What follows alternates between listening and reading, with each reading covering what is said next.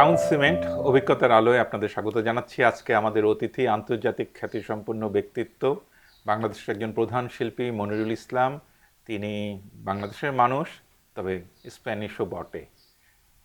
সারা পৃথিবী জুড়েই তার খ্যাতি, তার জীবন, শিল্পীর জীবন। আমরা তার কাছ থেকে অভিজ্ঞতার কথা শুনব এবং নিশ্চয়ই আমরা ঋদ্ধ হব। মনিরুল ইসলাম ভাই, আপনাকে স্বাগত জানাই প্রথম আলোর এই বিশেষ আয়োজনে। ধন্যবাদ। আমরা এই অনুষ্ঠানে সারা জীবনের কথাই শুনি, আপনারটাও তাই হবে। তো আপনার সম্পর্কে দুটো তথ্য পাওয়া যাচ্ছে অনলাইনে। একটা তথ্যে বলছেন আপনার জন্ম, একটা তথ্যে বলা হচ্ছে যে আপনার জন্ম চাঁদপুরে, আর একটায় বলা হচ্ছে জামালপুরে। আসলে আপনার জন্ম কোথায়? আমার জন্ম জামালপুরে। জামালপুরে, হ্যাঁ। সেটা 3 মাস বয়স যখন বাবা চাকরি করতেন সিনিয়র ইন্সপেক্টর, তখন বদলি হয়ে যান কিশোরগঞ্জে। কিশোরগঞ্জে আমার মানে শৈশবকাল, মানে 22 বছর যাবৎ কিশোরগঞ্জেই আমি ছিলাম। এর বাইরে কোনো সময় কোনো দেশে যাইনি। না, কিন্তু চাঁদপুরে আপনার সাথে শামসুল ওয়ারেস যে পড়তেন। হ্যাঁ, আমার ওই এডুকেশন লাইনটা একটু ডিস্টার্বড, বাট বলে না জীবনানন্দের কবিতা, জীবনের গভীরতম বেদনার মধুরতম প্রকাশের নাম হলো আনন্দ। জি। তখন আনন্দ ছিল না, আমার মেট্রিক লাগছে 3 বার পাস করতে। হ্যাঁ, সেটা ভালো তো। সেইটাই আপনি বড় বলতেছি। শিল্পী হবেন কিন্তু হ্যাঁ, একাডেমিক রেজাল্ট ভালো হলে রবীন্দ্রনাথ, কাজী নজরুল ইসলাম এবং মনিরুল ইসলাম হওয়া যাবে না। তো এইগুলা নস্টালজিক কতগুলো স্টোরি হেডমাস্টারে গিয়ে বললাম, টেস্টে গিয়ে বিরাট কিশোরগঞ্জের রামানন্দ স্কুল। স্যার উনি স্যার উপাধি ছিল ব্রিটিশের, ছিমছাম, ওয়েল ড্রেসড, মানে আয়রন সব দিয়ে পরে লম্বা। উনি প্রথম বললো তোর আর্টিস্ট এইতে হবে, তার মুখ থেকে প্রথম বের হলো আর্টিস্ট। তখন আপনি কোন ক্লাসে পড়েন? আমি 7-এ। দেয়াল পত্রিকায় ছবি এঁকেছিলেন? হ্যাঁ, দেয়াল পত্রিকা পড়ুয়ার পুঁথি, হুম। মানে সেটা আমাকে করার জন্য, অ্যাপ্রুভ করার জন্য, এটা তো বিরাট একটা পাওয়া। রিক্সার পিছনে ছবিটা আঁকার পরে একটা একটা লিটারেচার, পোয়েট্রি, এইসব বইয়ের সুন্দর একটা মাসিক কার্টুন ছিল উপরে। তারা সিলেক্ট করলো, আমি দেখতাম, আবার গিয়ে গিয়ে কারাকে দেখে কি মন্তব্য করে। এই যে একটা কিউরিসিটি ভিতরে থাকে। তো কিশোরগঞ্জের লাইফটাই আমার শৈশবকাল। জন্ম আমাদের এক টিচার ছিল আনোয়ার হক, ওনার জন্ম উগান্ডা। তাঁরও একই স্টোরি, জন্ম বোধহয় 1 মাস 2 মাস পরে চলে আসে। জামালপুরে জন্ম, কৈশোর শৈশব কেটেছে কিশোরগঞ্জে, কিন্তু ম্যাট্রিক পরীক্ষা দেওয়ার জন্য আপনাকে যেতে হলো চাঁদপুরে। হ্যাঁ, ওখানে ফেল করার পরে চলে আসি চাঁদপুরে, মানে বাবা চলে আসলাম। এর আগে কোনো দিন বাড়িতে আসিনি চাঁদপুরে। এই 22 বছর যে ছিলাম ওখানে। ও, আপনার দাদা বাড়ি চাঁদপুর? চাঁদপুরে নিজস্ব বাড়ি আর কি, যেটা বাড়ি ওখানে নাই, ডাকাতিয়া নদী নিয়ে গেছে বেশিরভাগ। শৈশব আপনার কাটলো কিশোরগঞ্জে, জন্ম জামালপুরে, 3 মাস বয়সেই চলে গেলেন। তারপরে আপনার আব্বা স্যানিটারি স্যানিটারি ইন্সপেক্টর। মজার কথা হইলো এখানে হাসিম ভাই, হাসিম খান আর্টিস্ট, তার আব্বাও স্যানিটারি ইন্সপেক্টর, নামও এক, যে ইউসুফ আলী। ইউসুফ আলী। আমার বাবার নামও ইউসুফ আলী, পাটোয়ারি। তারপর সমজিৎ আমার সিনিয়র, ওনার বাবাও স্যানিটারি ইন্সপেক্টর।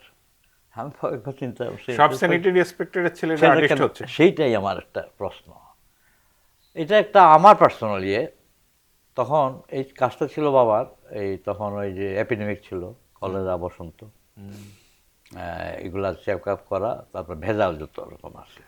তো পোস্টার আসতো কতগুলা পোস্টার। আমার গন্ধটা ভালো লাগতো, এই যে প্রেসের একটা নতুন গন্ধ, অদ্ভুত লাগলো, এটা মানে আনফরগেটেবল। তারপরে ছবিগুলো এত ভালো লাগতো, ছবিগুলা নাইফ টাইপের, মানে এই সচরাচর যে রিয়েলিজমের ছবি হয় নিখুঁত, তা না। ওইটার একটা অন্যরকম মজা ছিল, যে এই যে পানি খাবে না এখানে, এইসব বড় বড় নীতি বাক্য দিয়ে এই পোস্টারগুলা। তখন স্লাইড ছিল কাচের উপর, কালার স্লাইড, একটা লেয়ার পড়তো। এটা ওনার আগের টেকনিক, তখন তো ওই ক্যামেরা ডিপোজিট কালার স্লাইড ছিল না। তো এইসব ভিজুয়াল জিনিসগুলো আমার ইনফ্লুয়েন্স করছে। তাছাড়াও নিশ্চয়ই আমার একটা ইনটিউশন ছিল ভিতরে, মানে হাইডিং অর স্লিপিং, একটা সিট ছিল যেটা আমার ইম্পোজ করতো হাতের কিছু কাজ করার। এখন 70 ইয়ার্স ব্যাক কিশোরগঞ্জ আর্টের কি বা সারা বাংলাদেশে আর্ট হইলো সাইনবোর্ড লেখা আর রিক্সার ইয়ার সিনেমার বিলবোর্ড। সিনেমার বোর্ড তো বড়। আমি তো আর্ট কলেজে সারপ্রাইজ যখন 2টা হল ছিল, রংমহল আর মণিমঙ্গল, দাঁড়ায় থাকতাম কবে ব্যানারগুলো লাগাবে। মানে এখনও আই অ্যাপ্রিসিয়েট ওই যে এখন নাম দিলে রইল পপ আর্ট। কীভাবে এরা করতো এগুলা? এদিকে মানুষের রিয়েলিটির বাইরে ছবিগুলা বেগুনি হয় না কোনো সময়, রং হ্যাঁ সবুজ হয় না। এক একটা ছবি কীভাবে ম্যানেজ করতো এরা, হ্যাঁ হিউজ। তখন ওরা গ্রাফ করে ইয়া ছিল না, প্রজেক্টটা ছিল না, ক্যামেরাট ছিল সুভাষ দত্তর। পরে এসেগুলো আমি ডিসকভার করলাম আর কি। তো ওই আর্টগুলা মানে তারপরে আর্ট কলেজ ইয়া নাম আছে একজন আর্ট হাসিম ভাইদের বেসে রচিত বোধ করছে কিছু, আমার নাই। তো তখন তো ছবি টবি বিক্রি হতো না, তখন আর্টিস্টের একটা ফাইন্যান্সিয়াল ইয়ার দরকার জন্য একটা। আপনার জন্ম হচ্ছে 1943 সালের 17ই আগস্ট। 17ই আগস্ট। তখন লাইম ডাউট এটা, তখন তো আমাদের জন্ম নিবন্ধনের সার্টিফিকেট ছিল না, কাজে ঠিক এক্সাক্ট কত তারিখে জন্ম পাসপোর্টে যখন এটা হয়তো দ্বিগুণ হইতে পারে।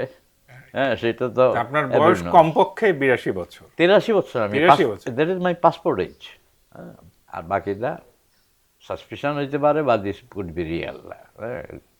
আপনারা কয় ভাই বোন? আমরা 9 ভাই বোন। আপনি কয় নম্বর? আমি হলো 4-এ। আমার তিনজন উপরে চলে গেছে, বড় বোন, তারপর আরেক বোন, তারপর বড় ভাই, তারপর আমি দেখি এই সিরিজে তো আমি লাইনে আছি এখনো। তো আচ্ছা, তারপরে আপনি চাঁদপুর থেকে ম্যাট্রিকটা পাশ করে ঢাকায় এসে চারুকলায় ভর্তি হলেন। আর্ট কলেজ বলতো তখন? তখন government institute of fine arts, art college of arts and crafts. এটা কত সালে ভর্তি হলেন? 61-এ আমি মেট্রিক পাস করলাম চাঁদপুরে। তো বলে যে আমার এখন পর্যন্ত যেগুলা কতগুলা বলি ভাগ্য বলবো আর নিয়তি। আমার এক বন্ধু ছিল, আছে এখনো, শামসুল ওয়ারেস। তো ব্রিলিয়েন্ট ছিল। শামসুল ওয়ারেস ভাইয়ের সঙ্গে আমাদের এই একই অনুষ্ঠানে কথা হয়েছে। তিনি বললেন যে আমি এসে ঢাকা কলেজে ভর্তি হলাম, আর আপনার কথা বলছে খুবই ভালো ছবি আঁকতো, সে গিয়ে আর্ট কলেজে ভর্তি হলো। I help. আমি তো আগে বললাম যে আমার ওই স্টুডেন্ট লাইফ মানে জেনারেল লাইফ, এডুকেশন মানে জঘন্য ছিল। হ্যাঁ সেটাতে লাস্টে যখন বাবার ইয়া ছিল, ছেলে তো গেছে, কি করবে সে। কিন্তু আর্ট কলেজে পড়া যায় এই আইডিয়াটা ওই যে আপনাকে স্যার উপাধি প্রাপ্ত উনি বললেন, ইয়া পাইছি ওনার থেকে একটা অ্যাডভাইস। কিন্তু এইখানেই যে ভর্তি হতে হবে এটা কে বললো? এছাড়া তো অন্য কিছু ছিল না, এবং আমার দ্বারা অন্য কিছু সম্ভব না, অন্য কিছু করা। চাঁদপুরে আপনি এটা জানতেন যে ঢাকা একটা আর্ট কলেজ আছে? হ্যাঁ হ্যাঁ সেটা আমি জানতাম। আমার ক্লাস ফ্রেন্ড ছিল হাসিম খান, ওই যে আর্টিস্ট, তার ছোট ভাই হোসেন। সে মাঝে মাঝে দেখা যেত তার ইত্তেফাকের কচি গাছের মেলার সর্বনাশ, খবরের কাগজে ছবি উঠে, মানে বিরাট সম্মান, বিরাট ইয়া। আমি তো দেখছি সাইনবোর্ড আর্টিস্ট, সাইনবোর্ড করে রাস্তার সিগন্যাল। এখন আমি তো ওইগুলার লস্ট হয় না মেমোরি, কতগুলা জিনিস হারাই গেছে। I am sorry. যে সাইনবোর্ডগুলো, দিস ইজ অলসো আর্ট। কাছের পিছনে লাগতো, কাছের পিছনে যে আঁকতো অয়েল পেন্ট দিয়ে, এটা খুব স্কিল হইতে হবে। তারপরে আসলো আস্তে আস্তে আমাদের যে রিক্সা পেন্টিংগুলো অপূর্ব ছিল, সেটাকে কথা বলে রুরাল আর্ট। তো ওই কোয়ালিটি নষ্ট হয়ে গেছে এখন ওই ডিজিটাল ইয়ে আসা। ওই মানুষ কিন্তু ওই সময় দিতে চায় না। আসলে এক কথা বলা যাবে, সব দিকেই দরদ চলে গেছে, এনি ফিল্ড। আর ক্রিয়েটিভ প্রসেস যেগুলো আর্ট, আমি তো কর্ণ করি যারা এইসব ছবি আঁকতো, রুরাল আর্ট, এদের যে চিন্তা, ইনোসেন্ট আর্ট, দ্যাট মিনস সিংহের কুলে কবুতর বসে রয়েছে, হাতির ওপরে বাঘ বসে রয়েছে। তো এগুলো একটা ফানি চিন্তা। তো এইগুলো তো আস্তে আস্তে চলে গেছে ওই কোয়ালিটির কারণে। রিক্সার পিছনে সুন্দর ছিল, আমিও রিক্সার ছবি আঁকছি স্টুডেন্ট লাইফে, মানে পড়াশোনা বাদে সবই করতাম।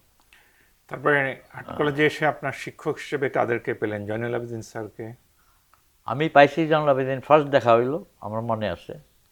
উনি কিন্তু ক্লাস নিতেন না, উনি আসতেন যাইতেন। ভিজুয়ালি এখনও মনে আছে তার চেহারা। কতগুলো জিনিস আছে না একদম লাইক ফিল্ম, এটা এনগ্রেভ হয়ে গেছে। অলিভ কালার একটা হাওয়াই শার্ট, সাদা প্যান্ট, ভক্সওয়াগন একটা জার্মানি থেকে পেয়েছিল ওই ট্যুরে। ওনার একটা ছিল পৃথিবী যে ভ্রমণে গেল, টিকিটটা ছিল Dhaka to Dhaka. That means you can go any part of the world. এইটাইতে উনি গিয়ে ছবি আঁকলো বিভিন্ন জায়গায়, মেক্সিকো, আফগানিস্তান, স্পেন, এই স্কলারশিপ। তো আবিন স্যার দেখলাম ওই এখনও মনে আছে ওই সামনের যে এন্ট্রেন্সে গাড়িটা রাখতো, আইসা পটপট করে যেত। তখন কিন্তু টিচার না, উনি খালি ওয়াচ করতো। তখনকার ক্যাম্পাস কোনটা ছিল? এটাই এটাই আর্ট কলেজের এই হ্যাঁ, মাজহারুল হ্যাঁ। ইসলামের বিল্ডিংটা? মাঠে ওনার তখনই হয়ে ওইটাই গেছে? ওইটা ওনা ওটা আগে হয়তো আরও 10 বছর আগে হয়েছে বিয়া। আমি বলবো আর্ট কলেজ এটা অপূর্ব। পৃথিবীতে আমি তো বহু দেখছি, এর চেয়ে বড় আছে মাদ্রিদে, যেমন বেইয়া সার্তে বলে ফাইন আর্টে, হিউজ। কিন্তু আমার কাছে মনে হয় এটা হসপিটাল। এইরকম ডিজাইনের এত ফ্যান্টাস্টিক মানে এনভায়রনমেন্ট, গাছ টাছ, আর বিল্ডিং ইটসেলফ মনে হয় ফ্লোটিং। এই সিঁড়িটার মতো তখন ঢাকায় কোনো সিঁড়ি ছিল না। এই যে ওনার যে আমরা বলি আবিদিন স্যার আমাদের গুরু, শিল্পগুরু। আর্কিটেক্টদের গুরু হলো Mazharul Islam.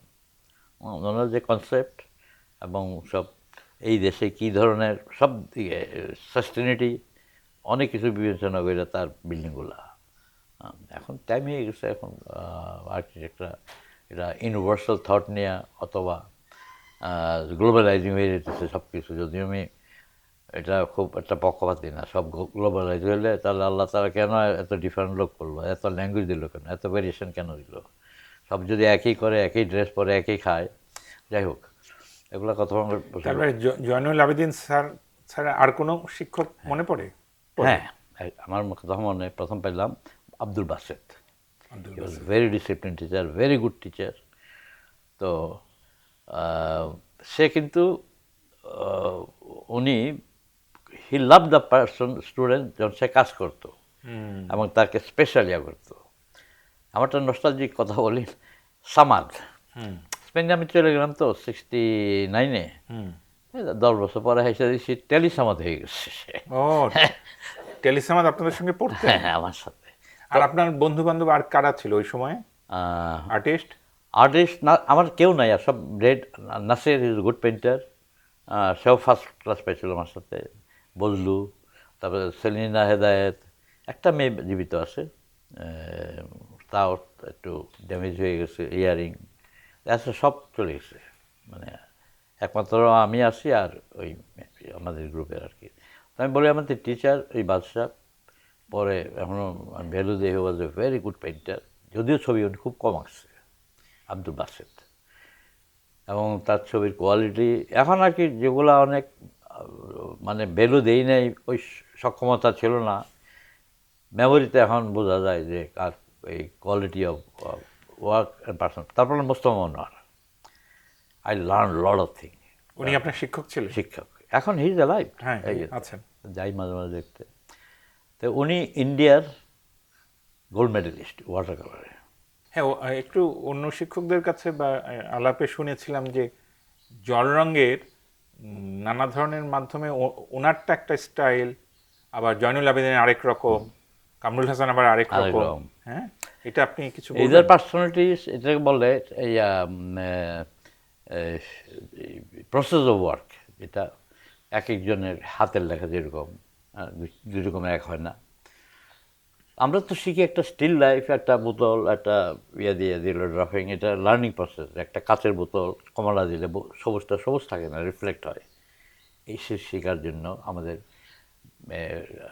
First year second year বিগিনিংয়ে পেন্সিল কালার টাচ করতে দেয় না, যাই হোক, এটা প্রসেসও একটা, এই যে এটা আবেদিন স্যার, এই ওনার একমাত্র আমার ভাগ্য, আমি বলবো কারো হয়নি ইয়াতে বাংলাদেশে। আমি পাকিস্তান ওই টাইমে আমি 2বার ছবি আঁকছি ওনার সাথে, একবার চাঁদপুরে, আবার খুলনায়। তো সেটার অনেক নস্টালজিক স্টোরি, এগুলো ইন্টারেস্টিং। কেন স্যারে বলতাম, আসতো তো ক্লাসে, স্যার একটু দেখা দেন একটু, ভুলে গেছি, এগুলো এখন করি না, মানে হি অলওয়েজ অ্যাভয়েড। তারপর তার যে বকাটা ভালো লাগতো। তারপরে আপনি চাঁদপুরে আর খুলনায় তার সঙ্গে তার হ্যাঁ, পাশে একদিন বললো, এতবার ইম্পোজ করছি, এতবার পিছিয়ে করছি একটা দাগ দেওয়ার জন্য, ওই লোকেই একদিন বলে, মনে এটা কেন রাত্রে পাঠাই? আমি কী ব্যাপার রাত্রে? No cause.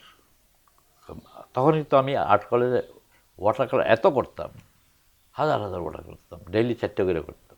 বাইরে চলে যেতাম, রায়ের বাজার, সাইকেলে করে রুটি খেয়ে চলে যেতাম আর্ট কলেজে, মানে নেশার মতো। রাত্রেও ওই মামার বাসায় থাকতাম, কাঁঠাল বাগান, কারেন্ট খরচ হইতে বকা দিত, তখন কুপি জ্বালাইয়া ওই ফুল ড্রয়িং করা, কুকুর, রাত্রে স্কেচ আছে আমার এগুলো এখনও, ওই যারা স্টিল মডেল, মামাতো বোন, এগুলো পেন্সিল ড্রয়িং। তারপরে তারপর থার্ড ইয়ারে হোস্টেল ছিল না, আর্ট কলেজ হোস্টেলটা হইলো যখন আমি থার্ডে গেলাম, থার্ড ইয়ারে নিউ মার্কেটের পেছনে ছিল। তো সেখানে আবার আমাদের টিচার কিবরিয়া স্যার, সমরদা সুপারিনটেন্ডেন্ট ছিল, ওপেন ছিল একদম। ওই আর্ট কলেজ এখন তো ওইটা চেনা যায় না, এত বিল্ডিং, গোরস্থানটা ছিল একদম ওপেন। ওনারা বসে থাকতো ঘন্টার পর ঘন্টার উপরে, মানে কি দেখতো রে, তখন কিন্তু ডেড বডি আসতে গেলে দেখা যেত বাইরে, কলেরা টলেরা ইয়াতে। তো আমরা জিজ্ঞাসা করা ওই সাহস নয়, সারা আপনারা বসে আর কী দেখেনি। তো আমি এখনও ভাবি যে বিরাট মাপের শিল্পী কিবরিয়া স্যার, আজ আবেদিন স্যারই বলছিল যদি শিল্পী থাকে, এই যে কিবরিয়া স্যার বসে পড়ে রয়েছে এনে, বাইরে গেলে তার বিরাট একটা ইয়ে আর কি। তো উনি খুব ভ্যালু দিতেন কিবরিয়া স্যার। পরে তো উনি বিদেশে গিয়েছিলেন। না, সে তো গেছে একটা স্কলারশিপ নিয়ে জাপানে, সেটা তো শর্ট টাইমের জন্য। না, আমি ওনারা বলি হিজ এ ইনোসেন্ট সেন্ট। হ্যাঁ, তার ছবিটা তো মেডিটেটিভ ব্যাপার টোটালি। তাই ওনার যে ছবির সাবজেক্ট, পার্সোনালিটি, ডিপার সেন্স, এটা কিন্তু একটা স্পিরিচুয়াল ইয়া চলে আসে। ছবি একটা অথেন্টিক রিয়েল থট নিয়ে, এটা মানে যেটা পিউরিটি থাকে, মানুষ কিন্তু, আমি জানি না, এটা আমার ইন্টারপ্রিটেশন, ওই ছবি কিছুক্ষণ দাঁড়ায় থাকে দেখে, এটা একটা ম্যাগনেটিক কিছু আসে, ম্যাজিক্যাল টাচ থাকে, নাহলে তো ছবি ইজ বোরিং। না, আমাদের সম্পাদক মতিউর রহমানের অনেক কিবরিয়া স্যারের কালেকশন আছে তো, হ্যাঁ, অনেক সময় প্রথম আলোর দেয়ালে সুন্দর সুন্দর পেন্টিং থাকে, আমি তাকিয়েই থাকি, একটা প্রশান্তি একটা হয়। তো আপনার এমনি কামরুল হাসান সম্পর্কে আপনার কোনো স্মৃতি আছে? হ্যাঁ, কামরুল হাসান, আমি তো, আমার অনেক লেখ হয়ে গেছে এই দেশের সাথে। আমি তো 10 বছর পরে আসলাম আর্ট কলেজে, 3 বছর আমি টিচার ছিলাম তখন। তারপর আকস্মিক এই যে স্পেনে যাওয়াটাও, সেটা একটা সুন্দর স্টোরি আমি বলতেছি। যে আমি ওই আর্ট কলেজ টিচিং, বা আমি লাইফে পাকিস্তানও যাইনি, ইন্ডিয়াতেও যাইনি, নেভার। এই যে যাওয়া যাবে, ইট ইজ ভেরি ডিফিকাল্ট। কারণ আমি দেখতাম, এটা আমার যাওয়াটা হলো নবী ভাই, রফিকুল নবী, আমরা, উনি 1 বছর আগে ঢুকছে, আমি 1 বছর পরে, আমরা ফার্স্ট ইয়ার সেকেন্ড ইয়ার নেই। তো করিডোরে এন্ট্রেন্সে ক্রস করতেছি, 69 অলরেডি যুদ্ধ লেগে গেছে, মানে এটার যে আবহাওয়া, both east Pakistan West Pakistan, কিন্তু কোনো যোগাযোগ নাই আর। 69-এ গণঅভ্যুত্থান হচ্ছে। হ্যাঁ, ছিল না। তখন ওই বললো, উনি যাবা নাকি স্পেনে? আমি বললাম, আপনি জান না কেন? মানে এটা একটা অদ্ভুত, মানে ইয়া ভাবে যেভাবে বললেন যে স্কলারশিপ কেউ ছাইড়া দেয় নাকি। তারপরে বললাম আপনি জান না কেন? দেখুন ওই যে খাজা সাহেব, আরেকজন প্রফেসর ড্রাফটসম্যানের, 15 বছর যাবৎ খালি ফর্মে ফিল আপ করতেছে, 15 years, never he got anything. তো আমি বলছি, লাইফের অনেক সময় একটা সেকেন্ডে আমি যদি ক্রস করে দিতাম, হ্যাঁ, আমার লাইফে তো অন্যভাবে দিত। তা উনিও এই বলতো না ওই যে স্পেনে যাবা কিনা। তো এইগুলো আমি এখন অনেক চিন্তা করি আর কি, যে লাইফটাই যে ডেস্টিনি, হিউম্যান ডেস্টিনি, কিছু বোধ একটা আছে মানুষের। নিশ্চয়ই। এটা আইনস্টাইন বলতো সবকিছু আগে থেকে ঠিক করা আছে। হ্যাঁ, সেটা আমিও চিন্তা করি যে অনেক কিছু। তারপর তো 200 টাকা বেতন তখন আমার, 4000 টাকা আসা যাওয়া, স্পেন। আর 9 মাসের জন্য স্কলারশিপ। এই স্কলারশিপটা ছিল একটা ইন্টার এক্সচেঞ্জ। স্প্যানিশ একজন লোক পাকিস্তানে আসবে, পাকিস্তানেরটা স্পেনে যাবে, through ministry of foreign affairs, cultural affairs. যে এটার জন্য মেরিটে কোনো দরকার নাই, দে ক্যান সেন্ড এনিবডি। দেখুন কি, তারপর আমি চলে গেলাম, যুদ্ধ আরম্ভ হয়ে গেলো। আই ওয়াজ ডিস্টার্ব, মানে রোজ খবরের কাগজ কিনতাম। আর একজন ডক্টর আলী ছিল অ্যাটমিক এনার্জির, উনিও সদ্য বিবাহিত, পেপার নিয়ে আসছে এই বন্ধ করে যুদ্ধের সময়, টাইম, মাদ্রিদে। হ্যাঁ, সেই মাদ্রিদে হোস্টেলে ছিলাম। 60 nationality, different nationality, all scholarship holder, African, American, Haiti, Czechoslovakia, মানে all foreigners. Both, it's a mixed hotel. সেটা ফ্রাঙ্কোর টাইমে। I saw Franco 7 years. Franco, everyone knows that he is the biggest dictator, হিটলারের বিরাট বন্ধু। কিন্তু তার কতগুলো জিনিস, মানুষ তো দুইটা পিঠ থাকে, মানুষ প্রত্যেক মানুষের মধ্যেই ভালো খারাপ থাকে। ভালো খারাপ থাকে। ফ্রাঙ্কো সিভিল ওয়ারটা কিন্তু খুব হাইলি ফোকাসড ওয়ার্ল্ড ওয়াইড। স্পেনের রিপাবলিকান আর ফ্রাঙ্কোর পার্টি যুদ্ধ হয়েছে, অনেক মারা গেছে বিদেশি লং। তারপরে ফ্রাঙ্কো জিতলো। সেকেন্ড ওয়ার্ল্ডে কিন্তু ফ্রাঙ্কো, হিটলার বললো আমার যাইতে দাও খালি মরক্কোতে। হিটলার ফ্রাঙ্কো বললো ন। হি ওয়াজ শকড, একটা বন্ধু দিলে তো স্পেন ইনভলভ হয়ে যায় সেকেন্ড ওয়ার্ল্ড, এটা নিউট্রাল কান্ট্রি। কারণ স্পেন তো ঠিক 3 বছর আগেই সে সিভিল ওয়ার থেকে আসলো, একদম। It was more poor than Bangladesh that time, মানে ইস্ট পাকিস্তান। ওই স্পেন আস্তে আস্তে ডেমোক্রেসি দেখলাম, আসলো কিং, আসলো Juan Carlos, communist party open করে দিল। মানে এটা পুলিশরাও বসে থাকতো, মানে highly been tortured people. University ক্লাসরুমে বসে থাকতো পুলিশরা, কিছু করলে দেখলে অ্যারেস্ট করে নিতে হবে, হোল পাওয়ার না। তো এইসব ট্রানজ্যাকশন আমি দেখলাম সব স্পেনের, হাও স্পেন আস্তে আস্তে ইকোনমিক্যালি। আপনার এই যে 9 মাসের স্কলারশিপ, এটা বা এক্সচেঞ্জ প্রোগ্রাম, সেটা আপনি তো তখন থেকে গেলেন। হ্যাঁ, আমি বলি যে মিনিস্টার ফরেন অ্যাফেয়ার্সের কতগুলো লোক আসতো আমাদের হোস্টেলে, ডিপ্লোম্যাটিক ক্যারিয়ার স্টুডেন্টরা পড়তো। তো এই জন্য আমি বেশিরভাগ অ্যাম্বাসাডার চিনি। এখন কেউ অ্যাম্বাসাডার হয়ে রিটায়ার্ড হয়ে গেছে, কেউ রাজার সেক্রেটারি, তো বেশিরভাগ আমি চিনি এদের। তো আমার আমি ডিক্লেয়ার করলাম। বেলগ্রামে একজন অ্যাম্বাসাডার ছিল, সে ঈদের দিন দাওয়াত করিয়া হরেবল প্রপাগান্ডাস্টিক একটা ফিল্ম দেখাইলো, how Bengalis are cutting neck of the, মানে পাঞ্জাবির, এইসব ওয়েস্ট পাকিস্তানের প্রপাগান্ডাস্টিক ফিল্ম। তো এটা দেখে আমার এত খারাপ লাগলো যে ঈদের খাওয়াই এটা দেখার মানেটা কি? যেহেতু আমি দেখলে স্পেন কিন্তু রিকগনাইজ করছে আমেরিকার পরে বাংলাদেশে। আপনি পড়তে গেলেন, 9 মাসের জায়গায় থেকে গেলেন, তারপর আপনি ওখানে পড়াশোনা করলেন কোথায় কোথায়? হ্যাঁ, আমি পড়াশোনা করছি, আমি মাদ্রিদে ছিলাম, একটা হোস্টেল ছিল, রিলেশন কালচারাল, মিনিস্ট্রি দে আসন্ত এক্সিকিউটিভ, দ্যাট মিনস কালচার যারা আসতো স্কলারশিপ, একটা হোস্টেল, ভেরি ওল্ড বিল্ডিং, সেখানে আমরা থাকতাম আর কি। যাই হোক, আমার স্কলারশিপ চলে গেলো অ্যাম্বাসেডর গিয়া। ওই ফিল্ম দেখার পর যুদ্ধ তখন চলতেছে, ঈদের দাওয়াইয়া, তখন সামার মিনিস্ট্রিতে গিয়ে আমার স্কলারশিপটা আমি ডিক্লেয়ার করছি মিনিস্ট্রিতে গিয়া স্কলারশিপ যাই লাস্টলি এরা বন্ধ হয়ে গেছে। আমরা একে যে আসতো হোস্টেলে কফি খাইতে যেত।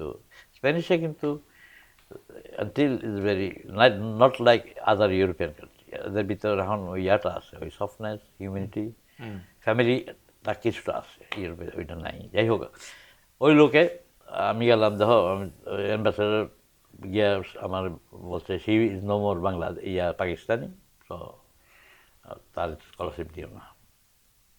তো ডিপেন্ডেন্স এটা, সেইটাই লাস্টে আমি বন্ধ করে দিল। এই আমার লাইফ আরম্ভ হলো প্রফেশনাল। সেটা আমার মনে হলো এখন সাপে বর, that I have to survive.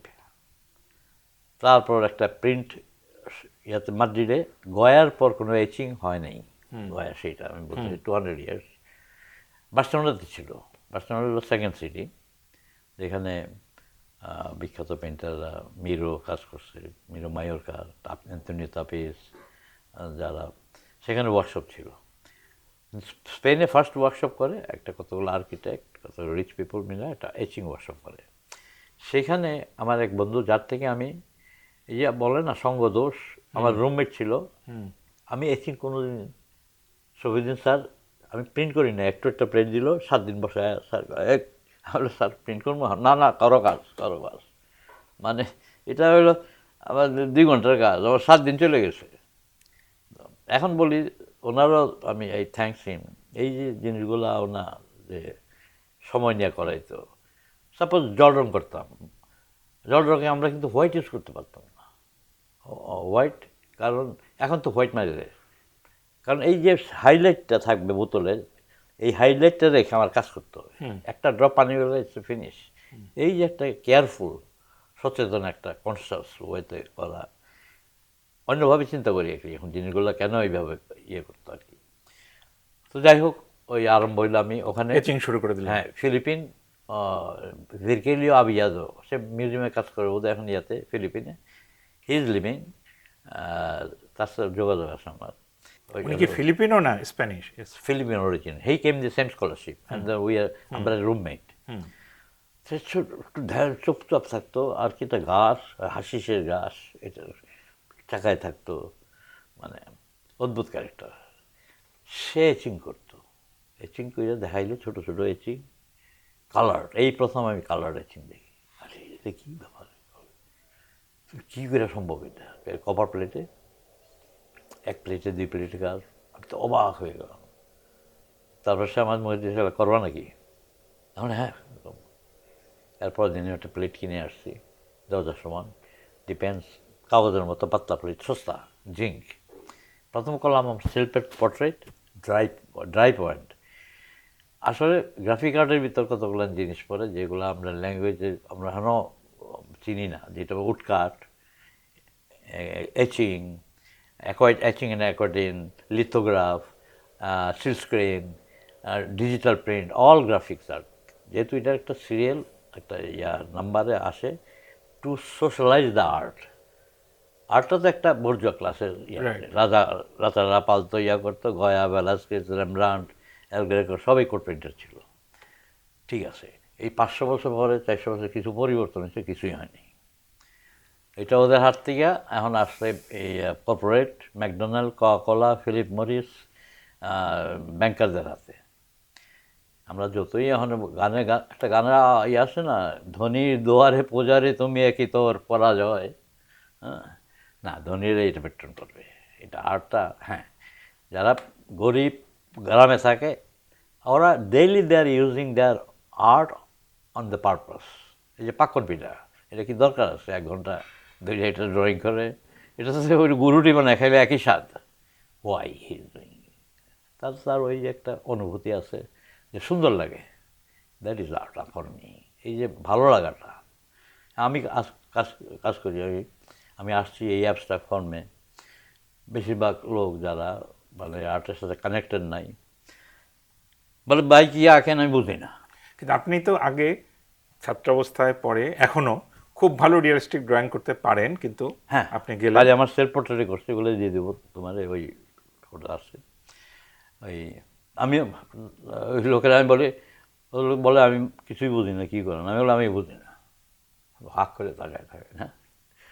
তারপর আবার বলতে হয় ইজি ওয়েতে, ঘুর পেছে না করে, যাতে ইজি বলে দেখো আমি গোলাপ নায়িকা, গোলাপের গন্ধ আঁকি, তখন কিন্তু হি আন্ডারস্ট্যান্ড। এটা অন্যভাবে বুঝাইলে, ইন্টেলেক্ট ওয়েতে বা লিটারেলি বললে অনেক ঘুর পেছে দিতে। এটা রবীন্দ্রনাথের কথা আছে, হ্যাঁ, লোকে বলে কবিতা বুঝি না, রবীন্দ্রনাথ বলছেন ফুল শুকিয়া যদি কেহ বলে কিছুই বুঝিলাম না, এই কথার যেমন কোনো অর্থ হয় না, কবিতা পড়িয়া যখন কেহ বলে কিছুই বুঝিলাম না, এই কথারও কোনো অর্থ হয় না। আপনি একদম জিনিস একই। হ্যাঁ। তারপরে আপনি যে স্পেনের নাগরিকত্ব পেলেন, তারপরে স্পেনে আপনার 2টো বড় বড় জাতীয় পুরস্কার আছে, পুরস্কার দুটার নাম তো একটু বলে, পুরস্কার তো ওই স্বীকৃতি আর কি। না স্বীকৃতি, এগুলো একটু আমি বলি যা প্রত্যেকটা কান্ট্রি কিন্তু তার নিজের দেশের এরা প্রমোট করে। French always they go for French artist. যখন একটা বিদেশি আর্টিস্ট, প্যারিসে ছিল কোশিলিস, কোইবাস, ওয়ালফ্রেড ল্যাম্ব, কিউবান, যখন ওদের পাস হয়ে যায় কাজের কোয়ালিটি, তখন স্বীকৃতি থামাইতে পারে না, Right. বাউন্ড টু ইয়া। আমার একই পর্যায়ে ওদের আমার কাজ করতে হয়েছে, একটা স্ট্রাগল, হ্যাঁ, মানে অনেক কাজ করতে হয়েছে, আমরা বুঝাইতে হয়েছে আমি তোমাদের চেয়ে অনেক ভালো।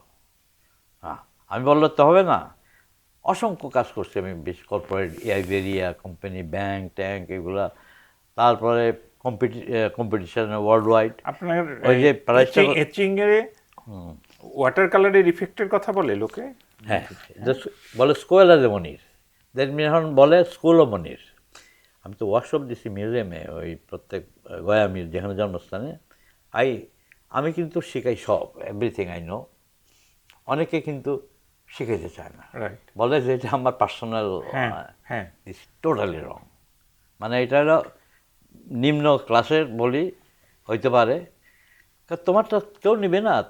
হ্যাঁ, তুমি তোমারটাই করবা, আর যত শেখাও ওরা করবে এটা। আপনার ওই পুরস্কার দুইটার কথাটা একটু হ্যাঁ, শুনতে চাচ্ছি। পুরস্কার এগুলো স্লো প্রসেস, আমার যে কাজ করতে হয়েছে। আমি প্রথম ঢুকছি একটা প্রিন্টার হিসাবে, এটাই আমার ওই পান্ডি ফিলিপিন, সে একটা কোম্পানিতে কাজ করতো মাদ্রিদে, কোনো ওয়ার্কশপ ছিল না, গ্রাফির ফার্স্ট ওয়ার্কশপ। সেখানে সে একদিন কাজ করে প্যারিসে চলে যাবে। আমরা বললাম উনি কাজ করবা নাকি? হ্যাঁ কাজ করবো। তখন তো পয়সা নেই, কী করবা? কাজটা হলো অন্যের আর্টিস্টের ছবি ছাপানো, প্রিন্টার বলে, ঠিক আছে। আমি তো গ্রেট গ্রেট করলাম। এইটাই আমাকে ইম্পোজ করছে। আই ওয়ার্ক টুগেদার, মানে ভেরি নোন আর্টিস্ট, হ্যাঁ, ইয়ার বিখ্যাত স্প্যানিশ আর্টিস্ট, কন্টেম্পোরারি আর্টিস্ট, বাইরের ইভেন ছাপানো মানে প্রিন্ট করা। হ্যাঁ, ছাপান্ন। এটা ওরা তো আর্টিস্ট জল রং করে, কোনোদিন প্রিন্ট করে নাই। টেকনিক্যাল জিনিসটা দেখাইছি তো আমার, এক্স কীভাবে করে, এটা একটা মেকানিক্যাল প্রসেস আছে। রাইট, হ্যাঁ, রাইট। তো ওই তখন ওই ওয়ার্কশপটা ছিল খুব ইন্টারন্যাশনাল, বিখ্যাত বিখ্যাত আর্টিস্ট তো, ওরা কোনোদিন প্রিন্ট করে নাই, এক্সিং সম্বন্ধে জানে না। তো ওদের এই কাজগুলি করতে করতে আপনার লাভ হলো? লাভ মিন্স দুইটা জিনিস। একটা, ওরা আমার সম্মান করতো, প্রিন্টার ভাবতো না আমি তো ছবি আঁকি। তো ওদের সাথে লাঞ্চ করতাম, দুপুরে কথাবার্তা বলতাম, শুনতাম তাদের কথা। এই যে একটা কারেজ, এই মাপের আর্টিস্ট। আবিদ স্যার একটা কথা বলছিল যাওয়ার সময়, বেশি এমন যাইতেছো তো স্পেনে, ল্যাংড়ার পিছিয়ে দৌড়াইও না, হ্যাঁ, চ্যাম্পিয়ন দেখে দৌড়াইও। তো এই ল্যাঙ্গুয়েজ তো উনি কথা বলতেন। আমি তো ঠিকই তো বলছে। That means if you want to know, তুমি যদি জানতে চাও ভালো, বেস্ট আর্টিস্ট খুঁজো। তার, হ্যাঁ, তার হেল্পার এলো, তার তোমার ইয়ে কাজ করলো, you are benefited. On language বিষয়ে বলছে আরও করে যাবা না, তেমন বড় আর্টিস্টদের সঙ্গে কাজ করলে আপনার সাহস হলো। হ্যাঁ, খাইতাম রেতাম, ইন্টারেকশন করতাম, কথাবার্তা, ফ্রেন্ডশিপ, তাদের স্টোরি যেতাম। এই যে একটা কারেজ, এটা তো একটা কমপ্লেক্স থাকে। স্টুডেন্ট থাকলে আমরা কোনো সময় আর্টিস্টদের, বড় আর্টিস্টদের কাছে ভয় যাইতে ইয়ে হয়, একটু কী মনে করে না করে। আচ্ছা, এখন আপনি যে cross of officer of the order of queen Isabella, এটা 2010 সালে পেলেন। 10 সালে। Commander Spanish order of merit পেলেন 2018 সালে। হ্যাঁ, এটা মানে ফার্স্টে অনেক, আমি আমার কতগুলো অ্যাওয়ার্ড আছে, আমি অ্যাড করি না এগুলো। যুগোস্লাভিয়ার যে প্রিন্ট বিনারের, এটা ভেরি ইম্পর্টেন্ট। যুগোস্লাভিয়ার আরেকটা ড্রয়িং রিজেকাতে, তারপরে নরওয়েতে 2বার আমি অ্যাওয়ার্ড পাইছি ইয়াতে। তারপর আমি জুরি হয়ে যাই, যেখানে অ্যাওয়ার্ড পাই সেখানে they invite as a jury board.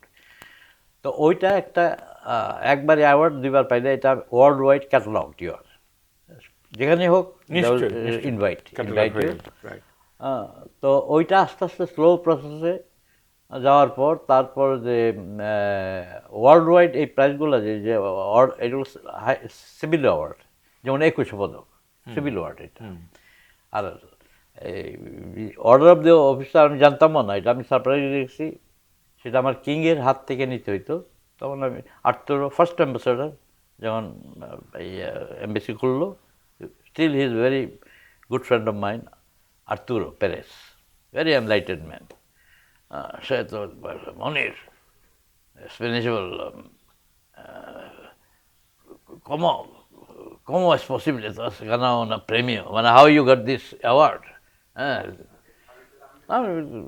আমি জানি না ওরা তো ইনভেস্টমেন্ট করে, এটা দেয় ওয়ার্ল্ড ওয়াইড যারা কোলাবোরেট আছে কালচারালি বিভিন্ন সাইডে।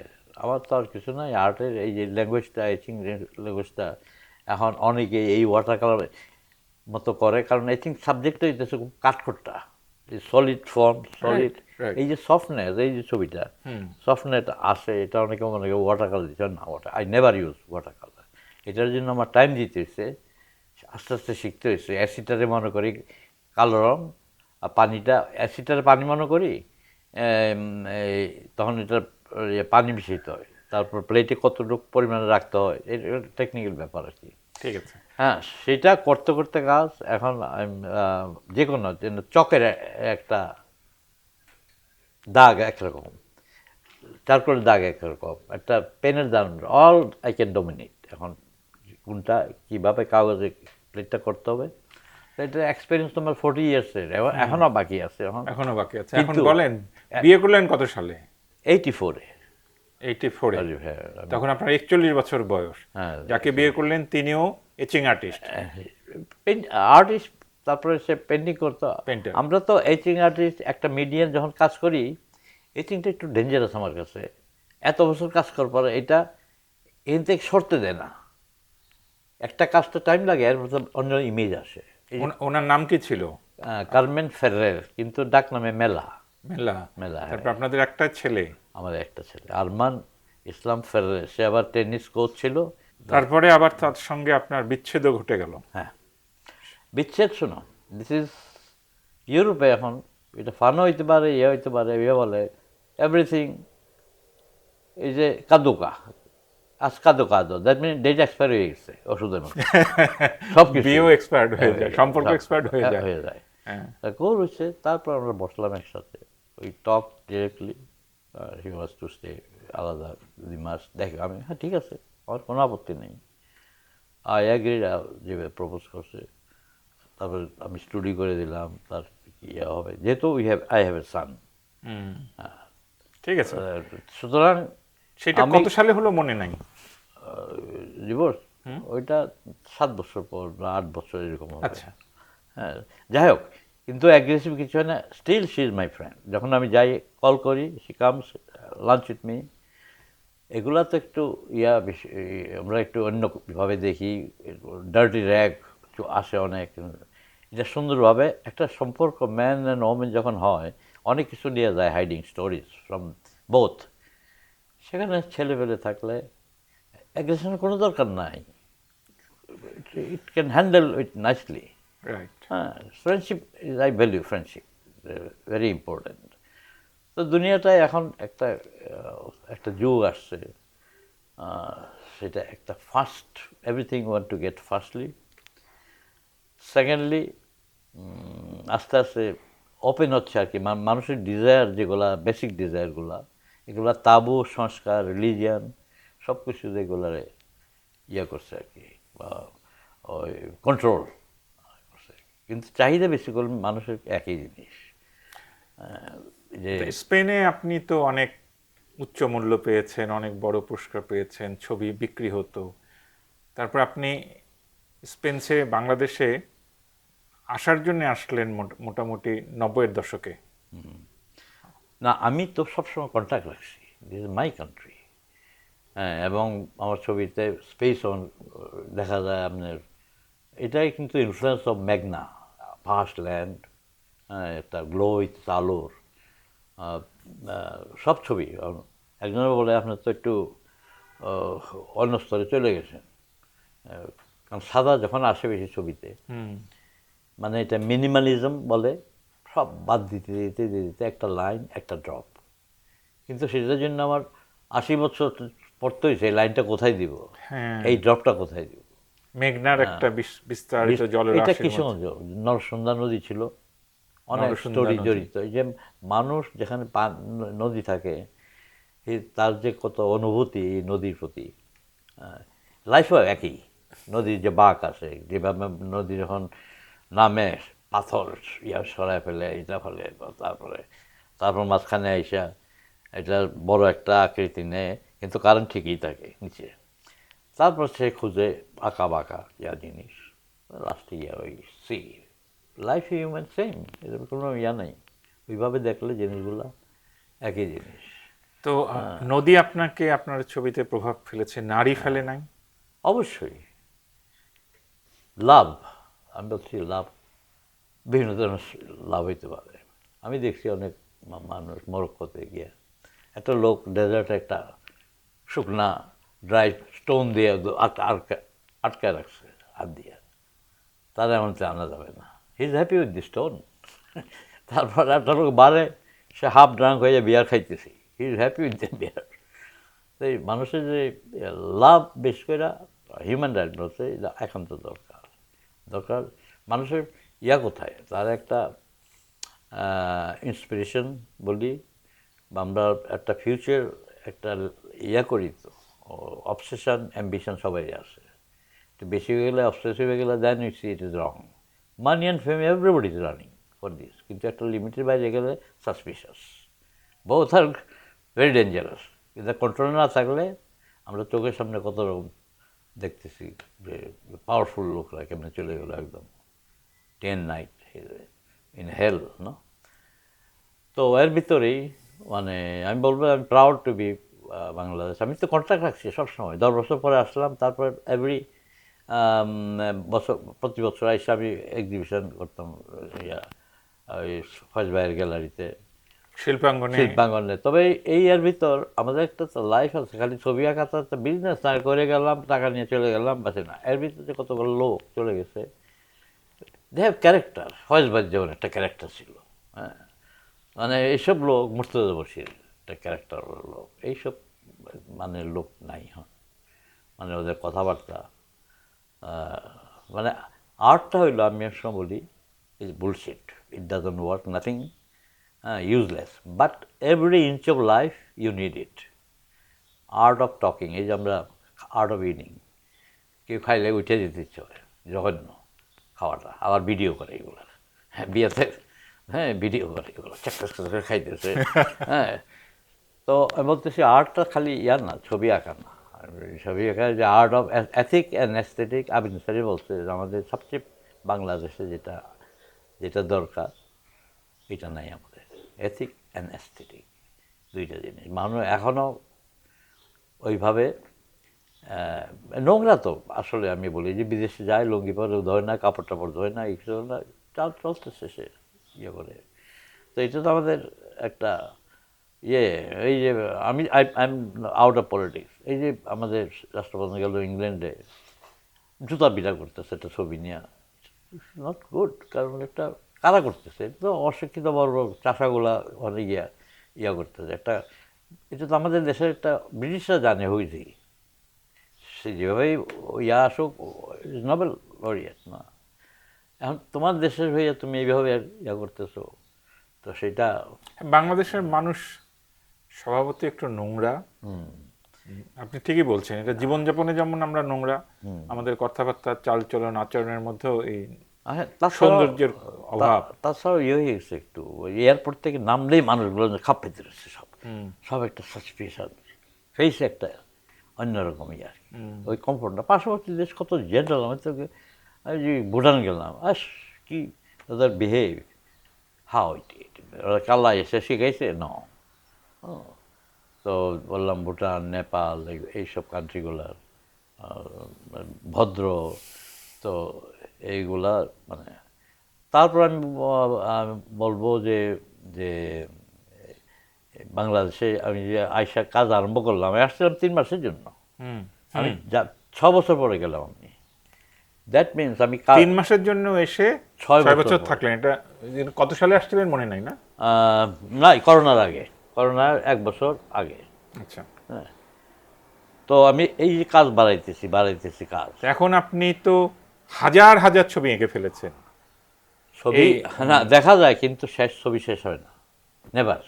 এক ছবি 20 বছর আঁকতে হবে। যেমন আপনি বইয়ে আঁকছেন, বিভিন্ন পত্রিকার পাতায় আঁকছেন, আপনি এমনকি টালি খাতার মধ্যেও, টালি খাতায় আছে, টালি খাতা, তারপরে ক্যালেন্ডারের পাতা। আমার সবচেয়ে ভালো ইন্টারেস্টিং স্টোরি বলি, এই ফ্রিজ কিনলাম আমি এক আর্কিটেক্টে নিয়ে, ডিসকাউন্ট 84,000 10 years ব্যাক। তো ওইটার যে কাভার আসে এ কইরা বড় কার্ডবোর্ডের কার্ডবোর্ডের, দ্যাট আই সোল্ড ওই 12 lakhs ওই কাভারটা। তো সেটা আর্কিটেক্টরা কয়জন এসে, মনির ভাই আপনারা 4টে ফ্রিজ কিনে দিই, আপনি ফ্রিজ রাখেন। আর মানে এগুলো কতগুলো নস্টালজিক, মানে মানে ইন্টারেস্টিং মানে সাউন্ডস।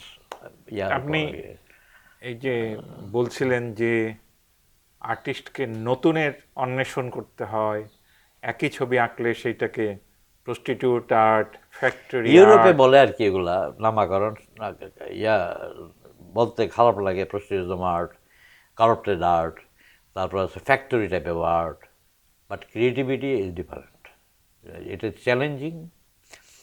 এটা আসছে একটা ল্যাটিন আমেরিকার রাইটারের একটা পড়ছিলাম আমি, যে অভ্যাসটা হলো এক ধরনের মৃত্যু, without knowing your part of body is dyeing, that means শ্যাওলা জমে, একই জিনিস, একই একটা ফর্মেটটা পড়ে গেছি, রাস্তাও এক, খাওয়াও এক, টেবলও এক, এভরিথিং।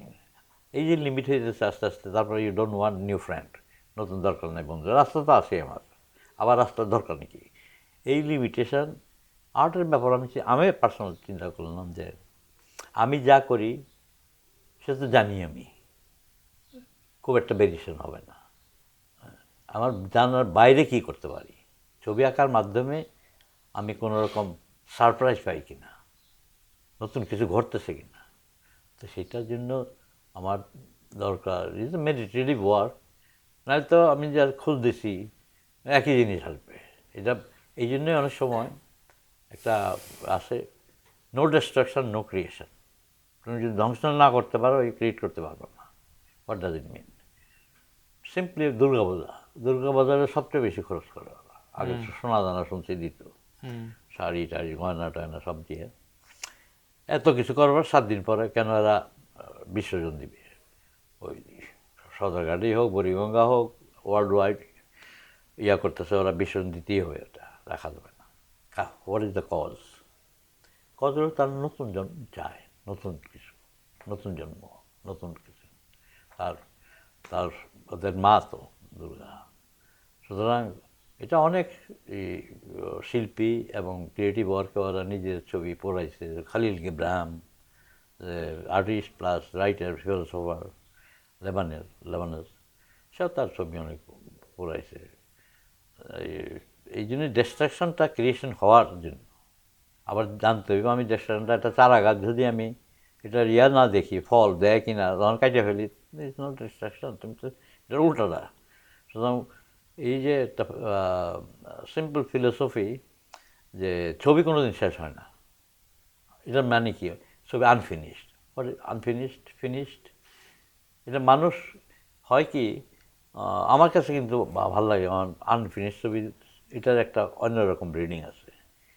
কমপ্লিট ছবি কোনটা? আমরা কিন্তু গরম মশলাদার, ইউরোপিয়ানরা আমাদের আর্টটা বলে কারি পেন্টিং, মানে এটার জিওগ্রাফিক্যাল ইকোসিস্টেমের কজ আছে। আমরা স্পাইস খাই কেন? এই যে বিষুব রাখা গেছে একুয়াদর, মেক্সিকোতে, ইন্ডিয়াতে, এইগুলো টাচ করছে, এরা সব মরিচ খায় বেশি, সবই। মেক্সিকোর লাইফে আমাদের মতোই, very family life, hot food, এর কথা, এগুলো জিওগ্রাফিক কিছু কজ আছে। আমাদের রং অনেক ব্রাইট, যে ছবি তুলে বোঝা যায়। ইউরোপে 6 মাস বরফ থাকে, সাদা, একটা ইয়েলো অকার বা একটু লাইটের ময়লার লাইট, তাদের ওদের রং টং কম। খাওয়াটা কি? খাওয়াটা তো বয়েল ফুড, ড্রেসিং করে খায়। ওরা তো আমাদের মতো ওই ইয়া খায় না, এত মশলা খায় না। আর স্পেনে যে আমি বলছি যে Mediterranean dish is very important and world wide recommended, যে তোমরা ফলো করো মেডিটেরিয়ান ডিশ। ওদের যে extra virgin olive oil, fruits, আমি বলছি ডিফারেন্স খুব কম। যে gastronomy of art most important than what I am doing. আমি যে ছবি আঁকতেছি, এই যে খাইতেছি, কী খাচ্ছি আমি, আমার খাইতে হবে আমার, হ্যাঁ হি ইজ ওয়ার্কিং, সেই কাজ করতেছে, কিন্তু তার তো খাইতে হবে। আমরা তো চিন্তা করি না কী খাইলাম সারাদিন। বেশিরভাগ লোক নিজেও জানে না কী খেলো, অ্যাপ্রিসিয়েট জানে না। এই জন্য বাইরে যে গ্যাস্ট্রোনমি কম্পিটিশান, নোবো কুজে ফ্রেঞ্চে বলে, নতুন ধরনের ক্রিয়েশন ফুডের, আমরা তো যাই এতগুলা ভাত খাই, এতগুলা ইয়া করি, এটা তো আমাদের হিস্ট্রি। বাপের ছিল ছোটো চাকরি, 9টা ছেলেপেলে আসে, খাওয়াইতে হবে, একটা একটা মাছ ছোটো নেওয়া, এতগুলো ভাত দিয়েছে। এগুলো কজ ইয়াটা আর কি, বেসিক কজ যে আমরা এখনও ভাত খাই। হিস্ট্রি ওরা একটা মাছ খাবে, ভাত খাবে, একটা চার খাবে ইয়া থেকে।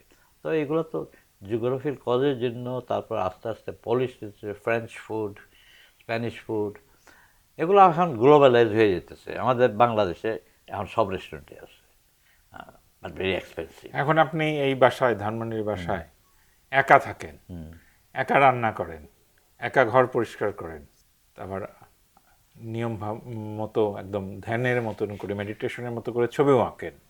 তো এই একা থাকাতে আপনার অসুবিধা হচ্ছে না? না, হচ্ছে না, কারণ I learn how to live alone it long time. আমি একা কীভাবে থাকতে চাই, থাকা যায়। তারপর আমি চিন্তা করি অনেক সময় আমরা সবাই একা বেসিক্যালি। এটা করোনা খুব আঙ্গুল দিয়েই দেখাই দিয়ে গেছে হাও মানে পোর ইয়ার, যে এক সময় যত প্রিয়জন দৌড়ে পালায় ইয়ে করা আর কি। তবে এটা একটা হ্যাবিটের ব্যাপার আছে। এখন যে সিস্টেম আসতেছে, আগে ছিল হরিজন্টাল লাইফ, ছোটো ছোটো বাড়ি, আমার মা বোনটা যেত পাড়ায়, প্রত্যেকের বাড়িতে একটা অন্যরকম রিলেশন ছিল আর কি। এবং এটা একটা অন্য ধরনের ছিল, মাঠ ছিল, একটা স্পেস ছিল। এখন স্পেস দুইটা, একটা হলো ইন্টেরিয়র স্পেস, আর একটা হলো আউট স্পেস, ফিল্ড, জায়গা জমির স্পেস বলি। তো ওইটা নাই এখন। ওই যে ভার্টিক্যাল লাইফ বলতেছি এখন, এই apartment, I don't know my neighbour, okay, আর ঝামেলা তো যাই না, হ্যাঁ, কিছু হইলে।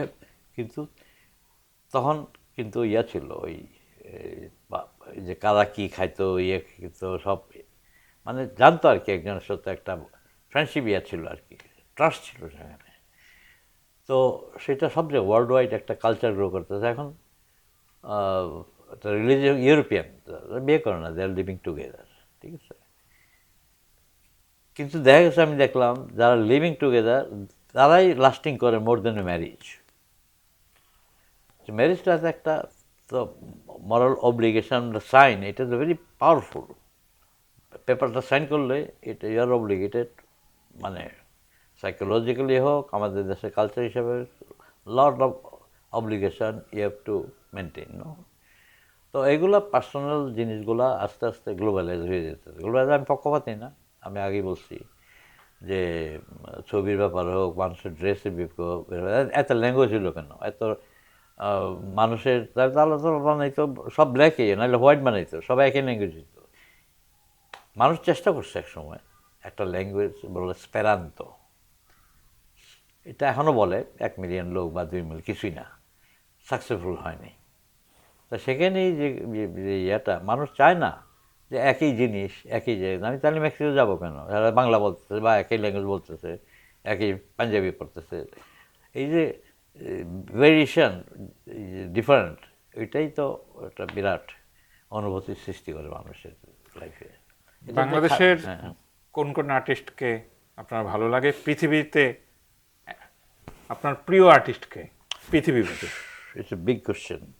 এটা আমি বলতে পারবো না। এটা আমি যদি বলি তোমার সবচেয়ে কোন গানটা ভালো লাগে, কোন গায়কটা ভালো লাগে, সেটার পরিস্থিতির ব্যাপারে। এখন রবীন্দ্রসঙ্গীত আমি বিয়ে বাড়িতে শুনতে যাব না, সেটার একটা পরিস্থিতি থাকতো। দরবারি, এগুলো একটা মুডি জিনিস আছে।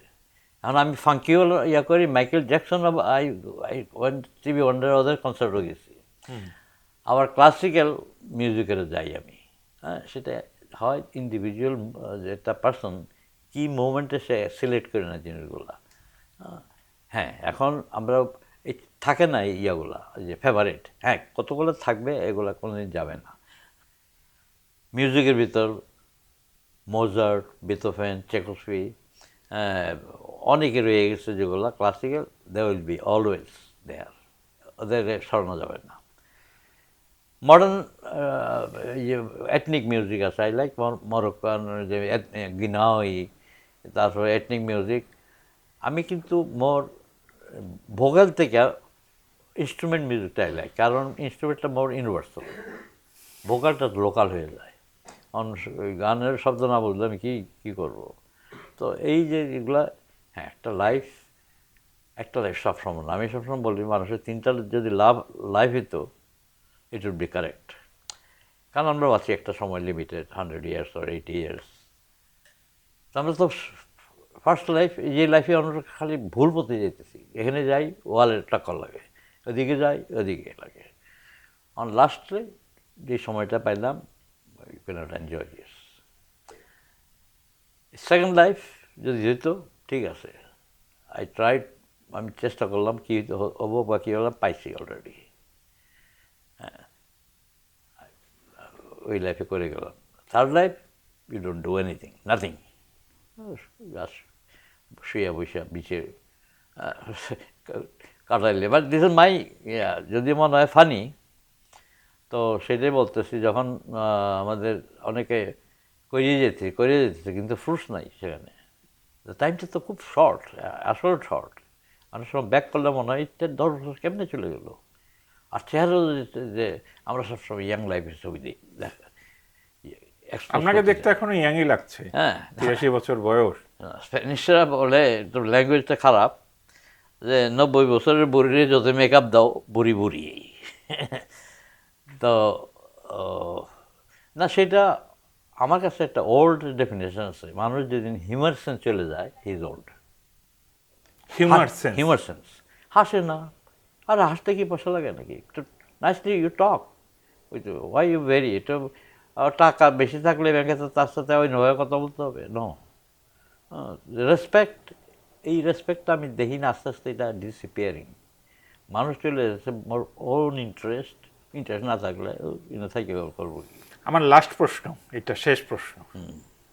আপনি ছবি আঁকলেন ছোটবেলা থেকে, সেই ক্লাস 7 থেকে আর্ট কলেজে ভর্তি হলেন, জয়নুল আবেদিন স্যারের পাশে ছবি আঁকলেন। বড় বড় আর্টিস্ট যারা এখন আমাদের, রফিকুল নবী স্যার আপনার সিনিয়র, বা কিবরিয়া স্যার আপনার স্যার, শফিক স্যার শেখালেন, তারপর হাশেম খান আপনার বন্ধু চাঁদপুরের আঁকলেন। সেখান থেকে আপনি বাই চান্স রফিকুল নবী স্যারের কথায় একটা স্কলারশিপ এক্সচেঞ্জ প্রোগ্রামে স্পেনে চলে গেলেন, যেটা ডেস্টিনির মতো লাগে, নিয়তির মতো লাগে গেলেন। ওইখানে স্বীকৃতি পেলেন ধীরে ধীরে, নিশ্চয়ই সংগ্রাম করতে হলো, অবশ্যই, তাই না? তারপর এখন দেখা যাচ্ছে স্পেনের সর্বোচ্চ পুরস্কার পেয়েছেন, স্বীকৃতি পেয়েছেন, বাংলাদেশে রয়্যাল মেরিট অ্যাওয়ার্ড, এটা স্যার আর কি ইংল্যান্ডের হাইয়েস্ট সিভিল অ্যাওয়ার্ড। তারপরে আবার বাংলাদেশে আসলেন, এসে 3 মাসের জন্য এসে বছরের পর বছর থেকে যাচ্ছেন। আপনার ছবি আমরা সংগ্রহ করি যারা, তারা একটা ছবি পেলেই তো ধন্য মনে করি না? তারপরেও আপনি কেন এই হাজার হাজার ছবি আঁকছেন এবং বলছেন আমার কাজ শেষ হচ্ছে না, ছবি আঁকছি কিন্তু এগুলি শেষ হয় নাই? এই শেষ না হওয়ার, এটা একটা ক্রিয়েটিভ প্রসেস, যারা ইনভলভড, ক্রিয়েটিভ প্রসেস শেষ নাই। এই যে অসন্তুষ্টিটা, আমি যদি একটা ছবি ওই দিন ওই মোমেন্টে, আসলে ছবিটা কি, এক কথা বললে ছবিটা ওই দিন ওই টাইমটারে আমি ওই ক্যানভাসে হোক পেপারে ধরে রাখতে চাই ছবিটা। এবং art is a filter of our life, inner, এটার রিফ্রেশমেন্ট, তারপরে ওই যে এটার যে কমিউনিকেশন, এটার সাইকোলজিক্যাল এফেক্ট আছে, তারপর আছে অনেক কিছু যেটা হিউম্যান, মানুষের মোর হিউম্যান, এবং এটা মোর করে relation with the international community. এটা তো একটা ল্যাঙ্গুয়েজ, যেটা সেটা আমি সেখানে সার্থক মনে করি। এই ছবিটা আমি বাংলা ছবি আঁকতেছি, সেটা আর্জেন্টিনা বা আমেরিকাতে সেম ওয়ে ইট ইজ করতেছে, অ্যাপ্রিসিয়েট হইতেছে। সেটার ইউনিভার্সাল থট নেওয়া।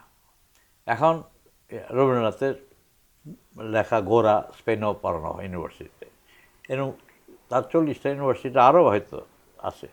কেন? উনি তো ইউনিভার্সাল থট নিয়ে কাজ করছে। এগুলা যেটা অবনীন্দ্রনাথ ঠাকুরের সাথে খুব ঝগড়া হইতো। উনি অবনীন্দ্রনাথ একটু গোড়া ইন্ডিয়ানদের হয়তো হবে, তার অন দেশের এগুলা থাকতে হবে, এইসব। রবীন্দ্রনাথ বললেন হ্যাঁ, that's you are correct, but বাইরে হইলে আন্তর্জাতিক একটা আন্ডারস্ট্যান্ডিং না হইলে, কমিউনিকেশন না হইলে, ওইটা তো ওইখানে পড়ে রইল ওইটা। তো সেইটাই যে সত্যজিতের বই, সেটা আমি মাটির বইসে দেখছি, এনে না সিনেমা। তার ঘটনাগুলো প্যারিসে হইতে পারে একটা সাধারণ ফ্যামিলি। তো এই যে ইউনিভার্সাল থট নিয়ে লেখা, এগুলো তো আর্টস অফ, সিনেমাই হোক, বই হোক, কবিতা হোক, অল রুটস আর্কিটেকচার। এখন ওদিন গেলাম যে ইন্টেরিয়র ডিজাইন, আরে there very rich then architect. Interior design যারা করে সেই দারুণ ব্যাপার। সেই সারাডন হোটেল, ইন্টারনেট বিট পার্টি, এটা কই থেকে আসছে? মাইকেল অ্যাঞ্জেলো, ডাভিঞ্চি, এরা তো শহর বানাইতে হবে, তখন কোনো এগুলো ছিল না। আর্ট থেকে চলে গেছে গার্ডেন ডিজাইনিং, পার্সপেক্টিভ ডিজাইন, তারপরে ইন্টেরিয়র ডিজাইন, তারপরে ওই যে এখন তো 3D চলে আসছে। এগুলা আর্টিস্টে করতো তো এগুলা। এই যে ব্যাটিংয়ের শহর মাইকেল অ্যাঞ্জেলো বানানো সব। এখন যদি বলি হু ইজ দ্য সবচেয়ে বড় কমপ্লিট হিউম্যানকে এই পর্যন্ত, no doubt Da Vinci, Leonardo da Vinci. সে কী ছিল না? সে একটা philosopher, writer, thinker, sculptor, inventor, doctor, physician, তারপরে কম্পোজার, এরকম তার 14টা গুণ ছিল, এবং ডিপার ওয়েতে। তা তার ইয়ার ওই ড্রয়িং নিয়ে এখনও চর্চা হয়েছে। হেলিকপ্টার তার পুরোটা। কিন্তু আপনার ছবি আঁকা শেষ হয় না, হয় না। কোনো ছবিকে, এই ছবিগুলি হাজার হাজার ছবিকে কমপ্লিট বলছেন না, শেষ হয় না। আমি বলতে কমপ্লিট বলতে কিছু নাই। কমপ্লিট যখন আমি সাইন করে দিই, এইটা একটা অ্যাজ আর্টিস্ট আমি ওপেনিং, এটা অনেক বলতে দ্বিধা করে, নিজের উইক পয়েন্ট আছে। ছবি আঁকতে আঁকতে এরপরে কোনো আইডিয়া নেই, ওয়াই ব্লকেজ আসে একটা ছবি। হ্যাঁ, যাদের ব্লকে আসে না এরা মহামানুষ, রবীন্দ্রনাথ, নজরুল, বার্নার্ড শো, এরা লিখেই গেছে, লেখে ফাউন্টেন, এভরি যেটাই করছে এটাই ভ্যালিড। হ্যাঁ, আমাদের একটা করতে গেলে 10টা করতে হয়। আছে না, বলে না যে পিতল, এটা রোজ ব্রাশ করলে ইটস শাইনার দেন গোল্ড মোর, কিন্তু এটা ব্রাশ রোজই করতে হবে। এবং ছবিটা আসলে, এটা আমি বলছি অনেক আগে, যে মেটেরিয়াল কাজ, এটা লটারি না যে লেগে গেল। স্পেন্ড মানি, এক্সিবিশন, ঠিক আছে, এক্সিবিশন দরকার।